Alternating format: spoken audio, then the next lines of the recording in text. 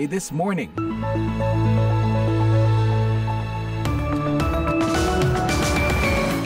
Halo, selamat pagi. Inilah siaran VOA This Morning, Kamis 14 November 2024 yang dipancarkan langsung dari Studio 17 di Washington DC. Saya Utami Husin, kali ini ditemani produser Bani Rahayu dan teknisi Nick Ivanov. Laporan-laporan hangat yang telah disiapkan redaksi VOA pagi ini antara lain analisis pakar mengenai para pejabat pilihan Presiden terpilih Amerika Donald Trump yang akan mempersulit hubungan Amerika-Tiongkok. The Chinese government are likely to put Xi Jinping to engage directly with Donald Trump much more. Dan juga mengenai sejumlah pakar yang mengkritisi kerjasama maritim Indonesia-Tiongkok.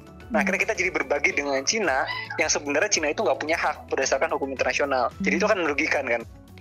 Siaran ini juga bisa diikuti melalui streaming langsung di website kami www.voaindonesia.com atau melalui podcast VOA This Morning episode hari ini. Kita awali VOA This Morning dengan berita dunia pagi ini.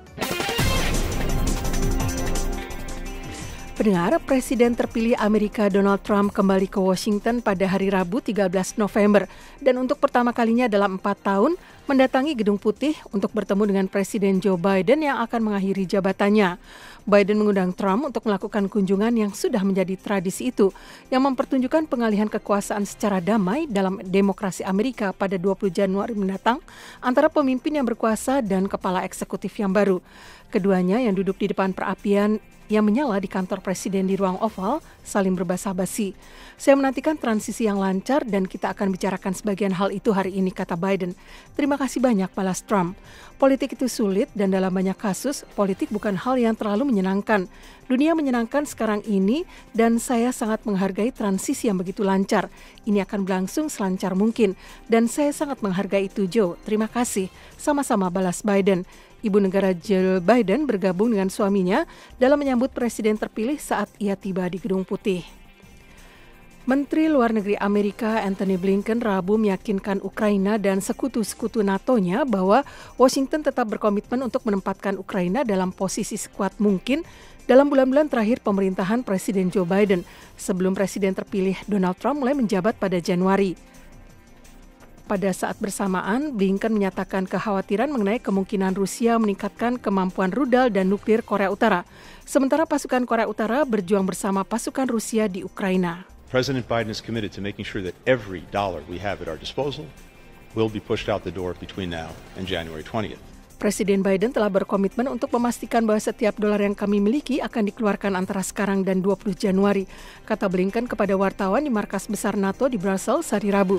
Kami pastikan bahwa Ukraina memiliki pertahanan yang diperlukannya, memiliki artileri yang diperlukannya, memiliki kendaraan lapis baja yang diperlukannya, lanjutnya. Blinken mengatakan kepada VOA, ia berharap dukungan sekutu-sekutu Amerika untuk Ukraina akan meningkat.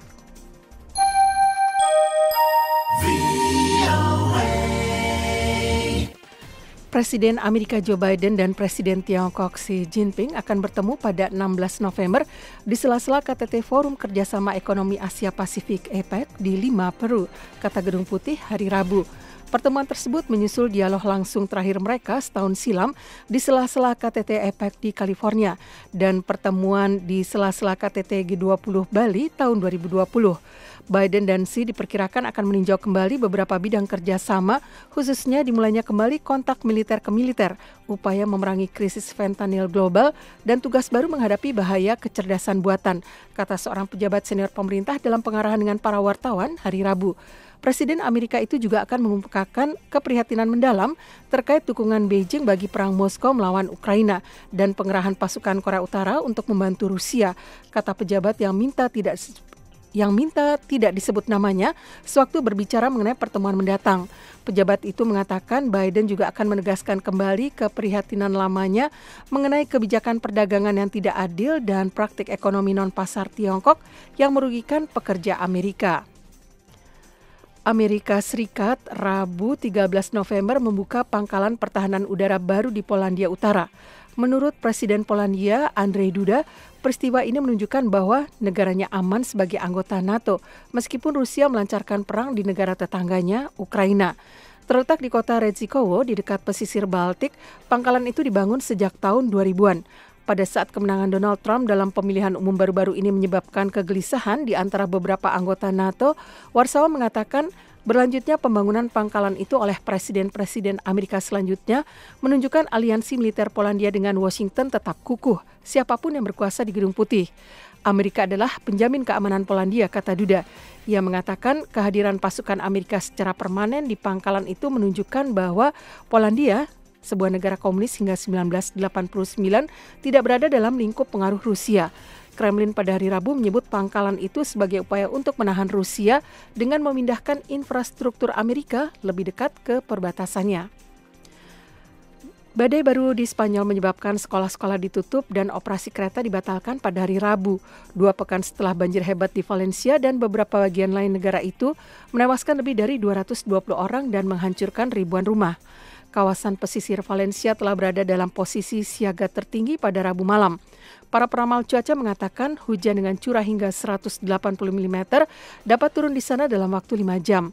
Upaya pembersihan di beberapa daerah Valencia yang paling parah dilanda badai pada 29 Oktober lalu masih berlanjut dan ada kekhawatiran mengenai dampak turunnya lagi hujan terhadap jalan-jalan yang masih tertutup lumpur dan puing-puing. Di Provinsi Malaga di bagian selatan, jalan-jalan terendam banjir. Anggota parlemen dari partai yang berkuasa di Meksiko Rabu memilih kembali Kepala Komisi HAM Nasional terlepas dari tentangan yang luas dan kegagalannya menegur pemerintah atas pelanggaran yang dilakukannya. Demikian berita dunia. VOA This Morning. Donald Trump telah menunjuk pejabat-pejabat senior untuk pemerintahannya yang baru. Namun, analis yang berbicara kepada kantor berita Reuters pada hari Rabu mengatakan penunjukan pejabat-pejabat baru ini akan membuat hubungan dengan Tiongkok menjadi sangat sulit. Berikut laporan selengkapnya. Berbicara dari London, SLAS China Institute, Steve Tsang kepada Reuters mengatakan potensi penunjukan Marco Rubio sebagai Menteri Luar Negeri Amerika akan menjadi tantangan tersendiri bagi Tiongkok. If people like Marcus Rubio. Jika orang seperti Marco Rubio dikukuhkan sebagai Menteri Luar Negeri Amerika Serikat, maka hal itu akan menjadi tantangan yang signifikan bagi Tiongkok, terutama karena Tiongkok harus mencabut sanksinya terhadap Rubio. Jika tidak, mereka tidak dapat berbicara dengan Menteri Luar Negeri Amerika, yang merupakan situasi yang tidak dapat diterima oleh kedua negara. Rubio, mantan kandidat presiden, adalah orang yang terkenal tegas terhadap Tiongkok di Senat dan dijatuhi sanksi oleh Beijing pada tahun 2020 atas sikapnya terhadap Hong Kong setelah menghadapi sejumlah protes demokrasi. Tsang yakin agar tidak dianggap terlalu akomodatif terhadap pejabat senior Amerika seperti Rubio, Presiden Tiongkok Xi Jinping akan terlibat lebih langsung dengan Trump selama masa jabatan berikutnya sebagai presiden. I think what we are going to see as a result is that the Chinese government are likely to put Saya kira apa yang akan kita lihat sebagai hasilnya adalah bahwa pemerintah Tiongkok kemungkinan akan menempatkan Xi Jinping untuk terlibat langsung dengan Donald Trump jauh lebih banyak daripada yang terjadi di bawah pemerintahan Biden. Penunjukan pengusaha Elon Musk sebagai pejabat pemerintah juga menimbulkan pertanyaan, kata Tsang, terutama terkait keinginan Trump untuk memberlakukan tarif perdagangan terhadap Tiongkok, di mana Musk memproduksi sebagian besar merek mobil Tesla. Is the only reason we can now send American astronauts into space. Come here. Take over, Elon. Just take. Yang menciptakan begitu banyak hal besar yang berbeda. Di mana dia? Mari ke panggung, Elon. Ia menciptakan perusahaan mobil besar pertama Amerika dalam beberapa generasi dan perusahaan roketnya adalah satu-satunya yang saat ini bisa mengirim astronot Amerika ke luar angkasa. Tentang penunjukan Musk, Tsang mengatakan, the Chinese government has extremely good working relationship. Pemerintah Tiongkok memiliki hubungan kerja yang sangat baik dengan Elon Musk karena kesepakatan yang mereka buat terkait pabrik besar di Shanghai dan Tesla. Namun Tsang memperingatkan jika kita kembali ke realitas pemerintahan Trump, yaitu Donald Trump yang utama dan terpenting, sementara Elon Musk adalah orang yang diminta melakukan sesuatu bagi Trump, ada perbedaan antara apa yang terbaik untuk Trump dan apa yang terbaik untuk Musk, dan Trump selalu menang. Tsang lebih lanjut mengatakan, menurutnya kita memperkirakan akan adanya pengecualian dibandingkan pelonggaran tarif secara umum untuk produk seperti kendaraan listrik. Saya Madioni, VOA.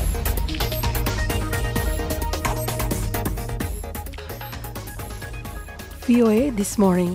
Presiden Indonesia Prabowo Subianto telah menyelesaikan lawatannya ke Amerika, negara kedua yang dikunjunginya dalam lawatan pertama ke luar negeri setelah dilantik Oktober lalu. Perbedaan pernyataan Prabowo Biden dan Prabowo Xi dikritik banyak pengamat. Patsy Widakuswara melaporkan dari Gedung Putih, disampaikan oleh Eva Masrieva. I will work very hard to strengthen Indonesian-United States relationship. Dengar Presiden Prabowo Subianto mengatakan akan berusaha sangat keras memperkuat hubungan Indonesia dan Amerika. Hal ini disampaikannya dalam pertemuan dengan Presiden Amerika Joe Biden di Gedung Putih pada hari Selasa, yang sekaligus merayakan 75 tahun hubungan diplomatik kedua negara. Biden mengatakan ingin memperkuat kemitraan kedua negara dengan memajukan Indo-Pasifik yang bebas dan terbuka.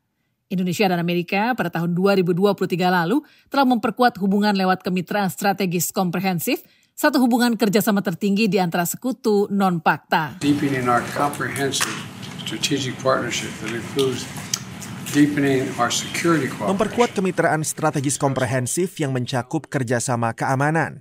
Kami juga membahas tantangan global, termasuk soal Gaza dan Laut Cina Selatan. Sebelum ke DC, Prabowo juga telah melangsungkan pertemuan dengan Presiden Tiongkok Xi Jinping di Beijing, di mana ia menandatangani kesepakatan untuk mengembangkan sumber daya maritim di dekat Kepulauan Natuna, yang menurut pengamat dapat memberi kredibilitas pada 9 garis putus-putus Tiongkok yang merefleksikan perluasan klaimnya di Laut Cina Selatan. Kementerian Luar Negeri Indonesia kemudian mengatakan bahwa pihaknya tetap dengan tegas menolak 9 garis putus-putus Tiongkok yang menurut PBB tidak memiliki dasar hukum internasional. Beijing mengklaim hampir seluruh rute pelayaran utama, namun sebagian klaimnya disengketakan oleh Vietnam, Taiwan, Malaysia, Brunei Darussalam, dan Filipina. Menjawab pertanyaan VOA soal apakah Biden secara khusus membahas hal ini dalam pertemuannya dengan Prabowo, juru bicara Gedung Putih Karine Jean-Pierre mengatakan, We continue to encourage Indonesia to work with their legal experts to make sure any agreement they make. Kami terus-menerus mendorong Indonesia untuk bekerja dengan pakar-pakar hukum mereka untuk memastikan agar kesepakatan apapun yang dibuat dengan Tiongkok tetap sesuai dengan aturan hukum internasional, kata Jean-Pierre. Para pengkritik mengatakan perjanjian itu juga memuat bahasa yang mendukung ambisi Beijing untuk menciptakan tatanan dunia baru yang terlalu terburu-buru disetujui oleh pemerintah baru Indonesia. On your election as President of the United States of America. Satu pembicaraan lain yang sama pentingnya dengan pertemuan Prabowo dan Biden di Gedung Putih adalah pembicaraan melalui telepon dengan Presiden terpilih Donald Trump pada hari Senin. Jakarta sedang bersiap-siap untuk menyambut kepemimpinan Trump yang akan mulai menjabat pada bulan Januari, sebagaimana disampaikan oleh peneliti Asia Tenggara di CSIS, Andreka Natalegawa. Salah satu risiko yang terkait dengan kepresidenan Trump adalah bahwa kebijakan luar negeri Amerika Serikat dapat menjadi lebih transaksional dan lebih fokus pada elemen-elemen yang terkait dengan persaingan Amerika-Tiongkok. Selama bertahun-tahun di bawah pemerintahan Clinton, Bush, dan Obama, Prabowo telah dilarang masuk ke Amerika karena perannya dalam penculikan para aktivis gerakan 1998 yang menggulingkan Presiden Soeharto, mertua Prabowo saat itu. Pemerintahan Trump mencabut larangan visa Prabowo untuk berkunjung pada tahun 2020.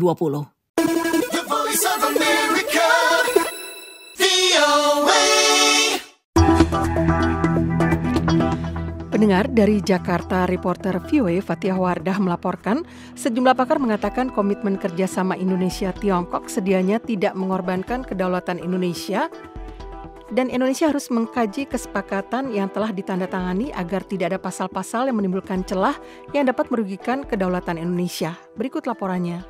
Presiden Prabowo Subianto dan Presiden Tiongkok Xi Jinping telah sepakat membentuk kerjasama maritim yang mencakup berbagai aspek kerjasama ekonomi, khususnya bidang perikanan dan konservasi perikanan di kawasan Laut Cina Selatan. Kesepakatan ini ditandatangani di sela-sela lawatan Prabowo ke Beijing Sabtu lalu, lawatan pertama setelah dilantik menjadi Presiden 20 Oktober lalu. Pernyataan bersama yang dikeluarkan kedua pemimpin seusai penandatangani kesepakatan itu menuai kecaman di dalam negeri. Banyak pihak mempertanyakan isi paragraf 2.9 yang menyatakan bahwa kedua pemerintahan mencapai kesepahaman tentang pengembangan bersama wilayah maritim yang saat ini tengah berada dalam situasi tumpang tindih klaim atau overlapping claim. Pengamat hubungan internasional di Universitas Indonesia Aristio Rizka Darmawan menegaskan Indonesia tidak memiliki tumpang tindih klaim dengan Tiongkok karena selama ini di Indonesia telah dengan tegas menolak mengakui klaim Tiongkok di Laut Cina Selatan, terutama setelah Mahkamah Arbitrase Antarbangsa pada tahun 2016 menegaskan bahwa klaim 9 dash line atau 9 garis putus-putus tidak dikenal dalam UNCLOS atau United Nations Convention on the Law of the Sea yang merupakan perjanjian internasional tentang hukum laut.